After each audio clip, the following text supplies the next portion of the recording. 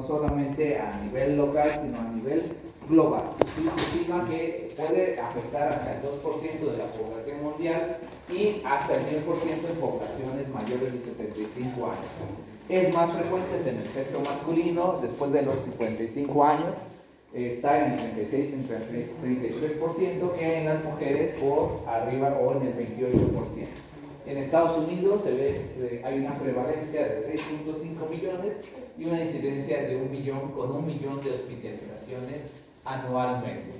En nuestro país se calcula que hay aproximadamente 750,000 pacientes con insuficiencia cardíaca y que cada año se van sumando 75,000 pacientes afectados por esta patología.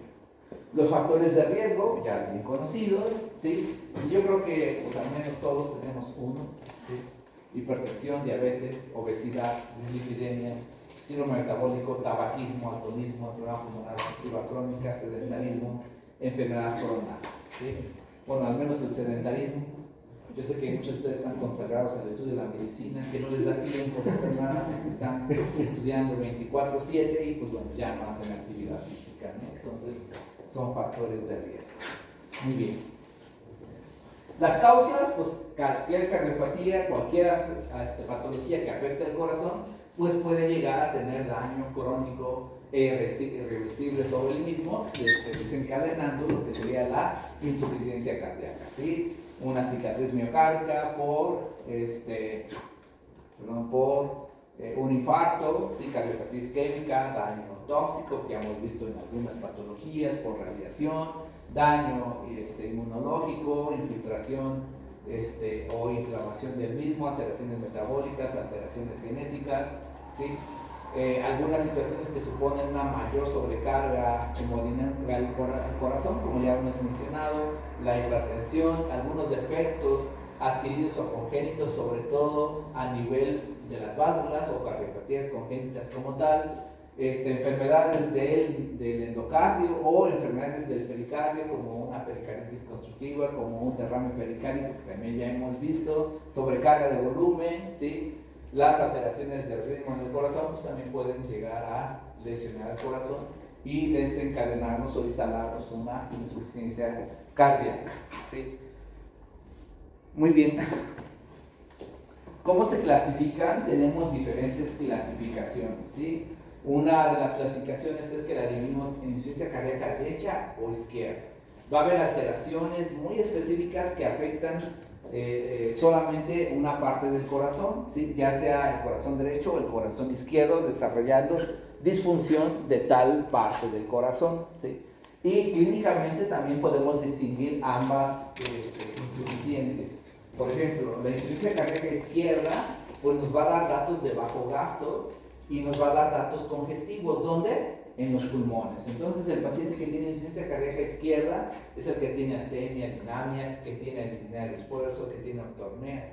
Y la falla cardíaca derecha pues se da retrógrada al corazón derecho hacia atrás, es decir, ingurgitación yugular, hepatomegalia, la hepatagia, la ascitis, el edema estreñido inferiores. Esos son datos de insuficiencia cardíaca derecha. Sí, y podemos verlos, así por ejemplo, un paciente hipertenso pues nos va a dar datos de insuficiencia cardíaca izquierda inicialmente. Por ejemplo, un paciente que tiene EPOC, pues nos va a dar datos de insuficiencia cardíaca derecha, ¿sí?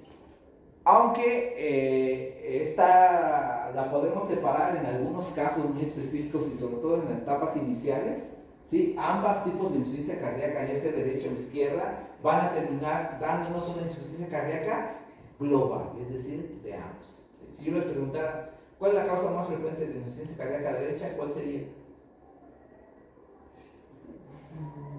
Pregunta del examen. No, derecha. Vamos a tener que quitar del examen. ¿Causa más frecuente de insuficiencia cardíaca derecha? Ayer lo vimos. Ayer lo vimos.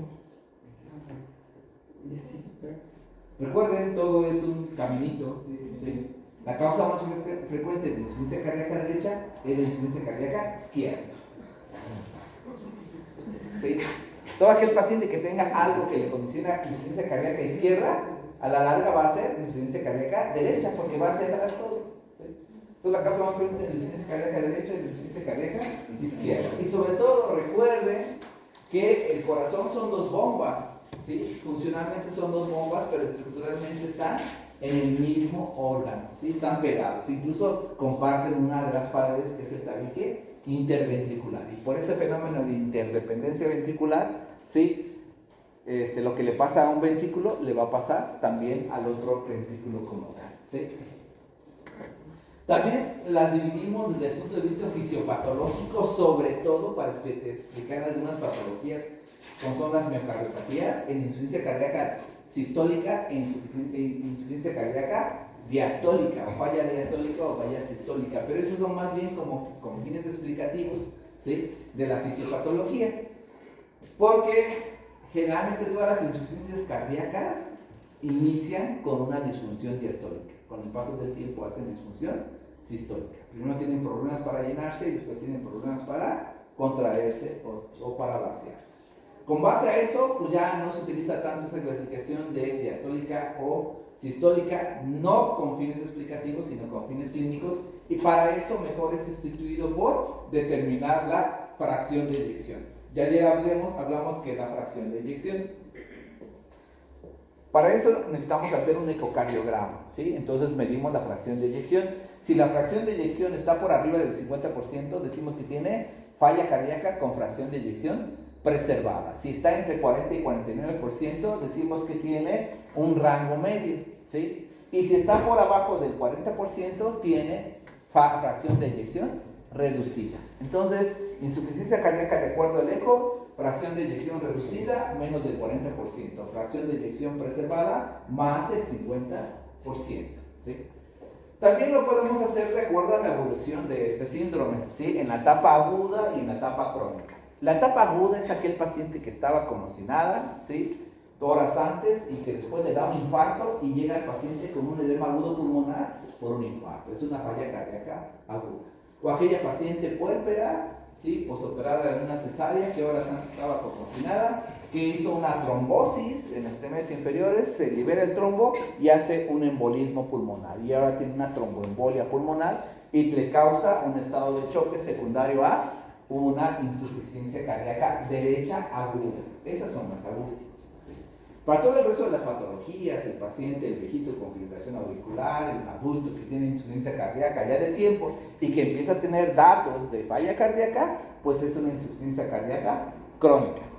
¿Qué tiempo tiene? Pues algún tiempo, porque en algunas de las ocasiones no es posible determinar el tiempo que tiene. Ni hay un tiempo que digas, después de 3 meses ya es crónica, ¿no? E incluso muchos pacientes se diagnostican o acuden al médico hasta que ya tienen insuficiencia cardíaca. Y yo les digo, bueno, ¿por qué tiene insuficiencia cardíaca? Tendrás que buscar la causa que lo llevó a ese estado de falla cardíaca. La falla cardíaca crónica la subdividimos a su vez en una falla cardíaca crónica compensada o una descompensada, dependiendo de la clase funcional. ¿Qué es la clase funcional? Es decir, qué tanto limita su actividad o la funcionalidad del paciente en su vida diaria, ¿sí? Entonces, cuando el paciente dice, bueno, tengo 6 meses que de por sí uso 3 almohadas para dormir y no ha cambiado y así me mantengo y estoy bien, es una compensada, ¿sí? Pero ese paciente actualmente acude, ¿por qué? Porque le falta el aire, porque ya incluso viendo la tele se ahoga, cuando antes solamente cuando se acostaba con menos de 3 almohadas. Y eso le pasó de 15 días para acá.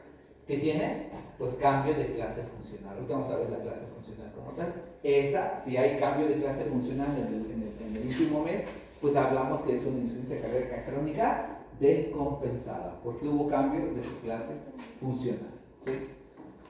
También tenemos lo que es el término de congestivo. Congestivos son los datos retrógrados, sobre todo congestivos a nivel pulmonar. Cuando hay congestión pulmonar utilizamos congestivo. ¿Cuál es el paciente congestivo? El que tiene estertores, el que tiene disnea de grandes, de medianos y sobre todo de pequeños esfuerzos o en el reposo. Esos son los síntomas congestivos. Vamos a ver un poquito más adelante que podemos tener pacientes que tienen predominio de síntomas anterógrados o que no tienen muchos datos de congestión. Entonces hay pacientes con insuficiencia cardíaca con congestión y pacientes con insuficiencia cardíaca sin datos congestivos. Por eso también el término congestivo a veces hace la diferencia o una clasificación entre pacientes con congestión y pacientes sin congestión. Muy bien. Dentro de las clasificaciones tenemos diferentes tipos de clasificación de la falla cardíaca. Por ejemplo, tenemos aquí una que se llama clasificación de Killick y Kimball. Esa se utiliza en el paciente que tiene un infarto, ¿sí? Un infarto pues nos puede causar falla cardíaca o no nos puede causar falla cardíaca importante como tal. Nos puede causar incluso hasta la muerte, ¿sí? Pero para eso utilizamos esta clasificación. Si llega el paciente típico de infarto, que se infartó a las 6 de la mañana, acude porque se despertó, lo despertó un dolor opresivo, intenso, ¿sí? Como nunca en su vida, con diaforesis, vomitó, y llega al hospital, pero el paciente está tranquilo, incluso ya tiene menos dolor, ¿sí? No tiene disnea, respira bastante bien, le escucha las áreas pulmonares y no se le escucha ningún estertor, entonces está en un Killick-Kimball 1, ¿sí? No tiene signos ni síntomas de insuficiencia cardíaca izquierda y tiene una mortalidad del 3 al 6% en la primera semana.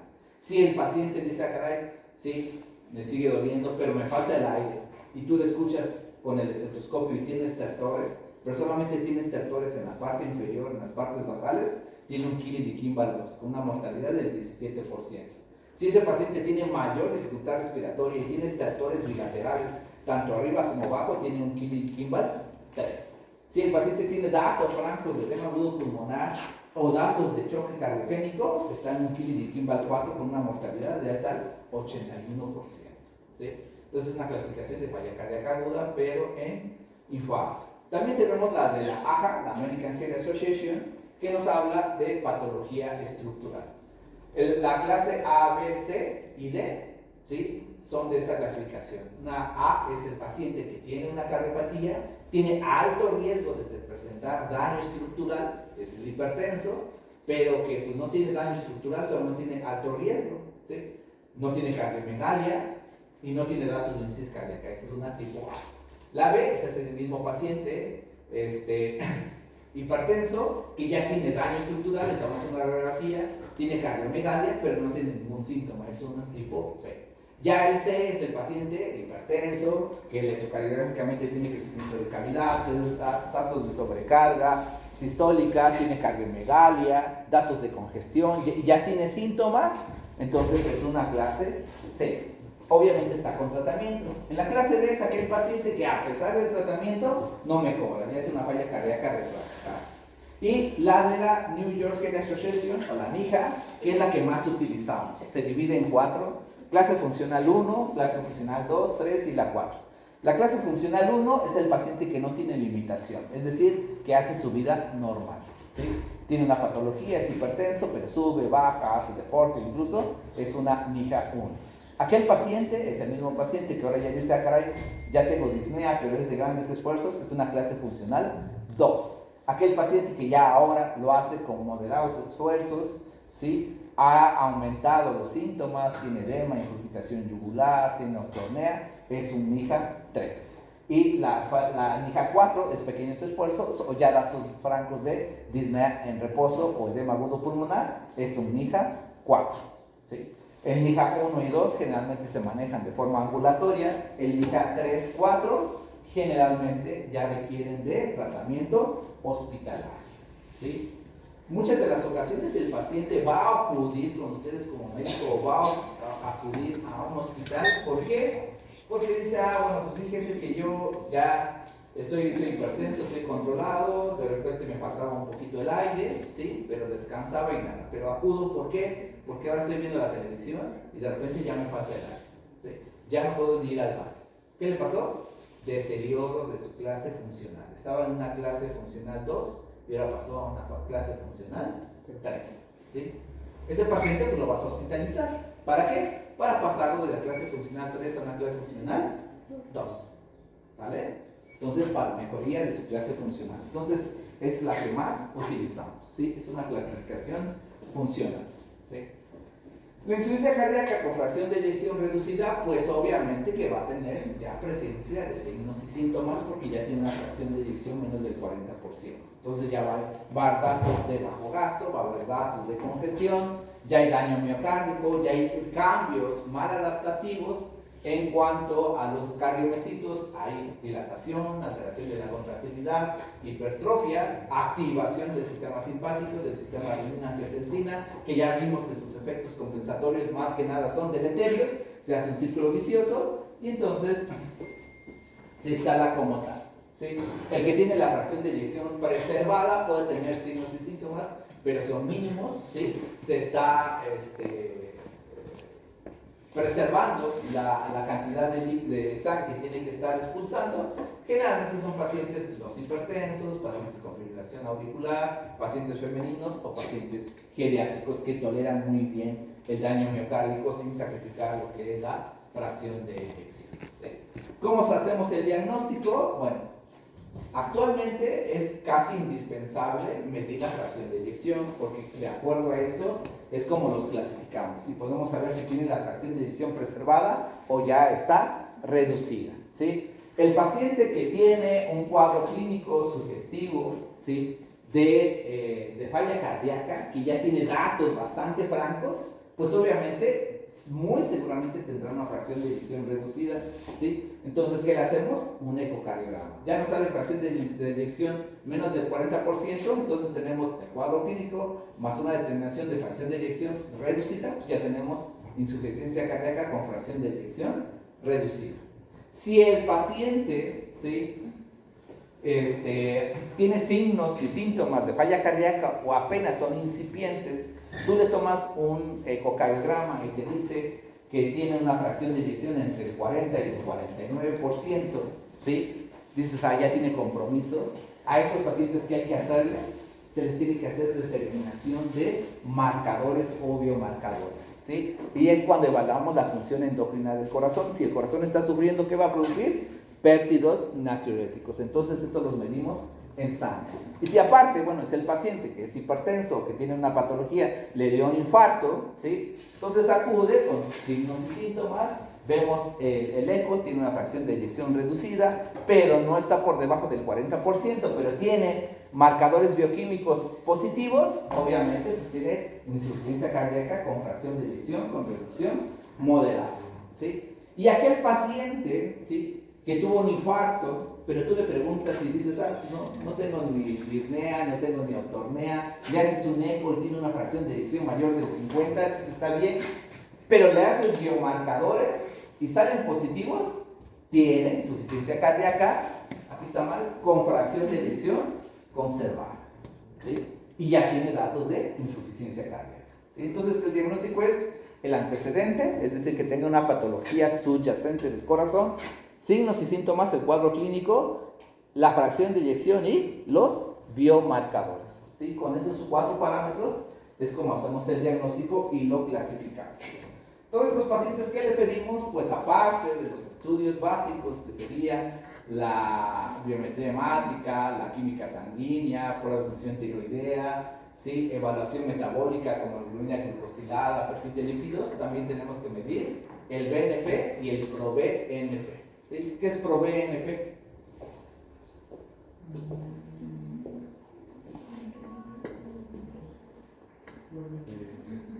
Pues el precursor del BNP, así como tenemos angiotensina, que deriva del angiotensinógeno, ¿sí?, también tenemos el ProBNP, es la forma inactiva, ¿sí? La tendencia es que más adelante con los años ya no utilizaremos tanto BNP, sino que más se va a utilizar es ProBNP. ¿Por qué?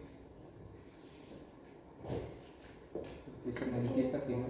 ¿Mande? ¿Se manifiesta primero? No. Se manifiesta primero, no. Es derivado del tratamiento. De hecho, ayer les mencioné algunos de los tratamientos actuales.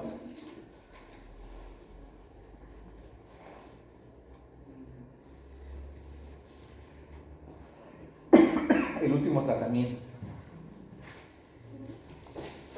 Pues son la inhibición de las enzimas que destruyen a sus péptidos natriuréticos, ¿sí? Entre cada vez más pacientes estén con ese tratamiento, ¿qué va a pasar? Pues están inhibidas esas enzimas. ¿Qué van a pasar con los con el BNP, pues va a estar elevado, porque lo estamos destruyendo menos, ¿sí? Pero la enzima solamente destruye a la forma activa, pero no a las inactivas.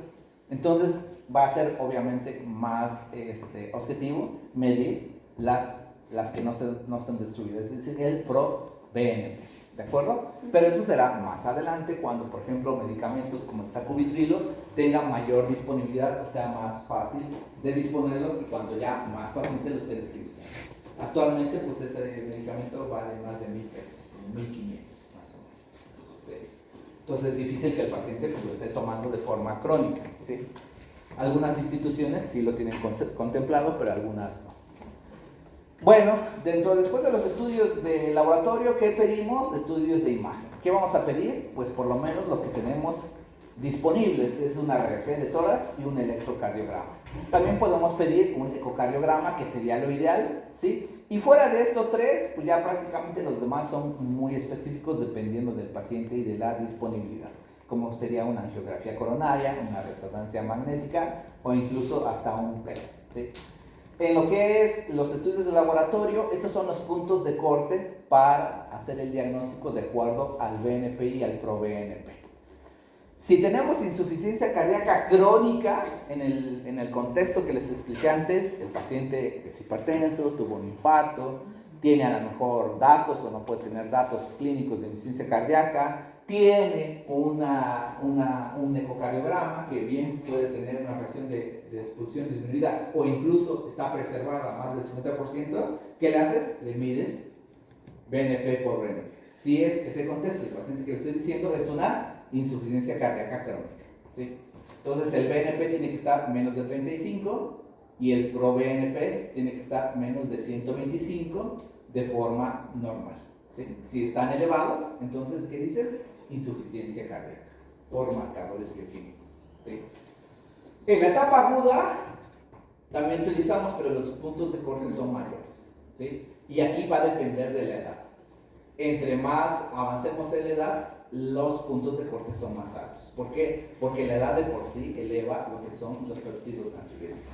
Entonces, en una cuestión aguda, por ejemplo, llega el paciente con edema agudo pulmonar o el paciente tiene datos de choque y dices, ah, caray, tiene choque cardiogénico, ah, caray, que no estoy seguro si es choque cardiogénico, le haces marcadores, ¿sí? Y si es menor de 50 años, si supera los 450 picogramos, pues sí, obviamente es de origen cardíaco.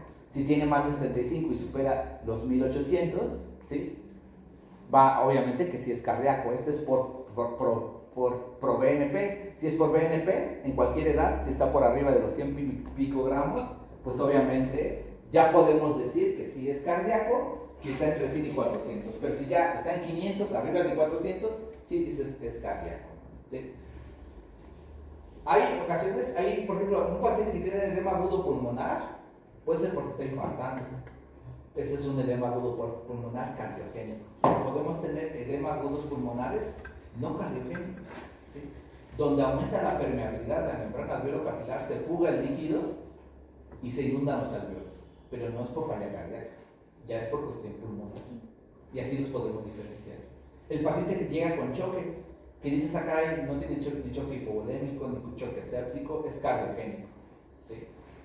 Dices, bueno, le mides biomarcadores y salen normales. No es el corazón, un choque cardiogénico. Probablemente tuvo una intoxicación porque, no sé, se tomó 3 losartanes y está vasodilatado, ¿sí? Entonces ya no es cardiogénico. ¿Sí? ¿Qué te ayuda? Obviamente estas mediciones, ¿sí? También tienen y para descartar insuficiencia cardíaca aguda, también se utilizan el BNP y el ProBNP. Si está por abajo de 300 o abajo de 50, dependiendo cada de eso, pues entonces ya cuando pensamos en eso que en otro tipo de patología. Muy bien. También tiene una utilidad pronóstica, ¿sí? De cuánto está disminuyendo con el tratamiento. Si es un paciente que tiene insuficiencia cardíaca aguda y hay una reducción del 30% de los valores iniciales del ProBNP o del NP, entonces ahí si esta reducción de menos del 30%, ¿sí? Si hay una reducción de más del 30%, estamos mejorando la mortalidad y los reingresos. Pero si no redujiste más del 30%, si la reducción fue menor al 30%, entonces hay un aumento de la mortalidad y de los reingresos por falla cardíaca.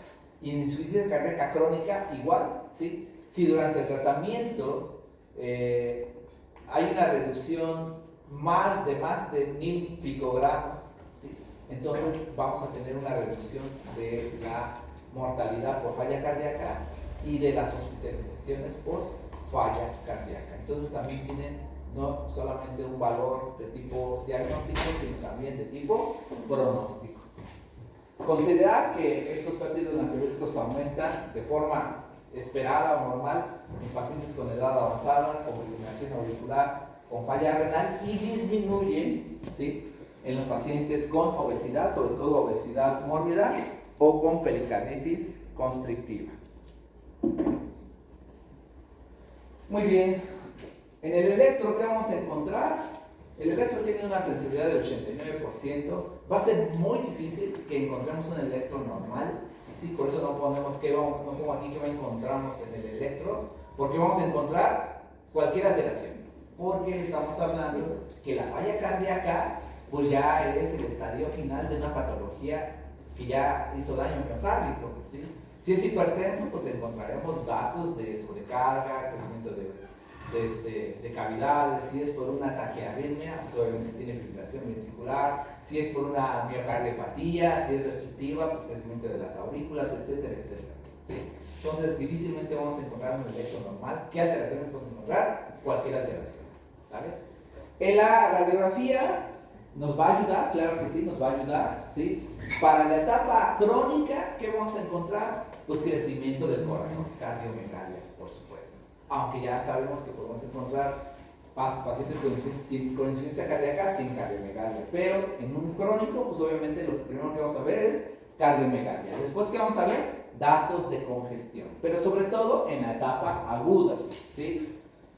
Esta radiografía que vemos aquí, ¿qué es lo que vemos? Estos son datos congestivos, ¿sí? Casi llega a lo que es alas de mariposa, ¿sí? Donde hay la congestión en la parte medial y en la parte periférica no tanto. Este paciente está congestivo, son datos, es característico de insuficiencia cardíaca. Los signos de congestión tienen una sensibilidad del 81%, la cardiomegalia del 79 al 64%, ¿sí? También podemos tener edema alveolar, líneas B de Kegler, es decir, que estas líneas que normalmente llegan hasta el tercio medio, pues podemos verlo en el último tercio, en el tercio periférico, es redistribución del flujo capilar pulmonar, y también podemos encontrar derrames pleurales, ¿sí? Entonces, en un paciente con insuficiencia cardíaca crónica, ¿qué encontraremos en la radiografía de tórax? Cardiomegalia, redistribución del flujo o derrames pleurales.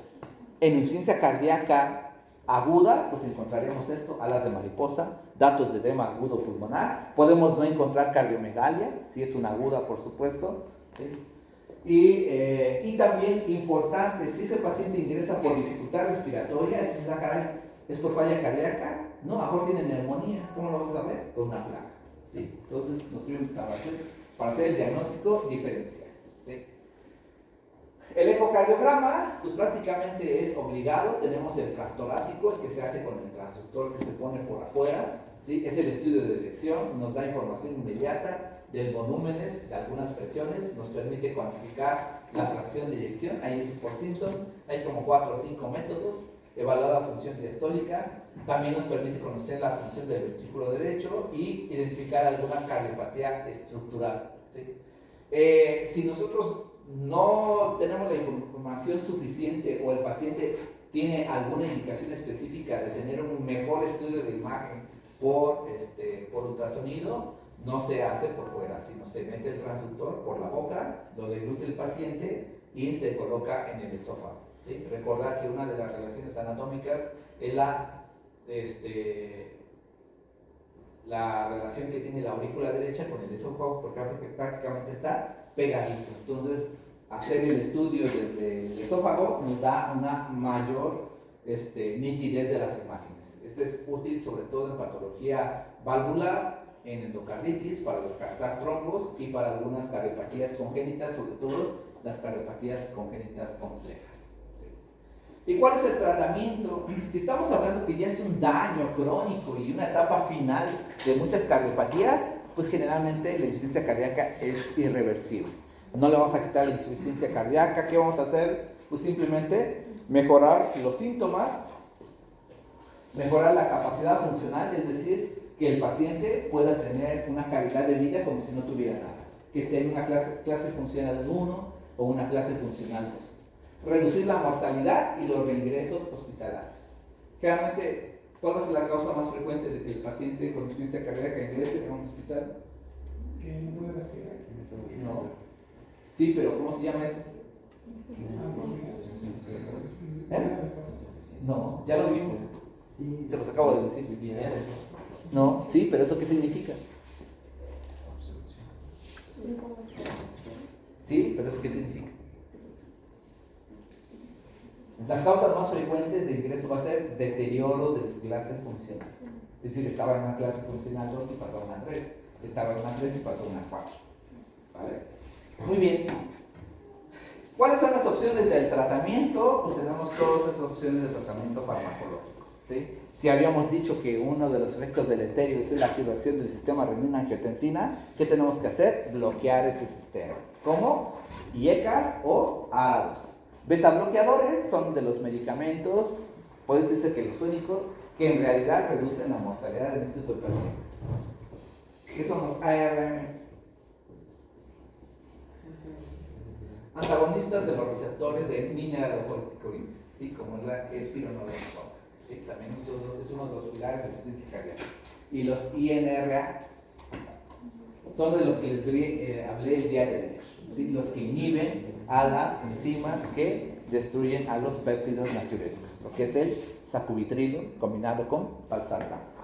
Bloqueadores de los canales IF son los que inciden sobre la corriente IF. A quienes se los expliqué, ¿cuál es la diferencia entre un potencial de acción de respuesta rápida y uno de respuesta lenta?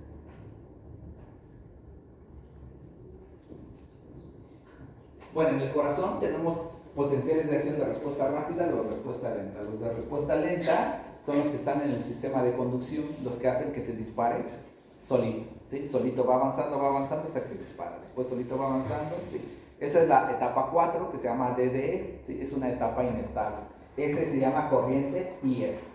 ¿Sí? Entonces se utilizan medicamentos que bloquean esa corriente. Después vamos a verlos. ¿De acuerdo?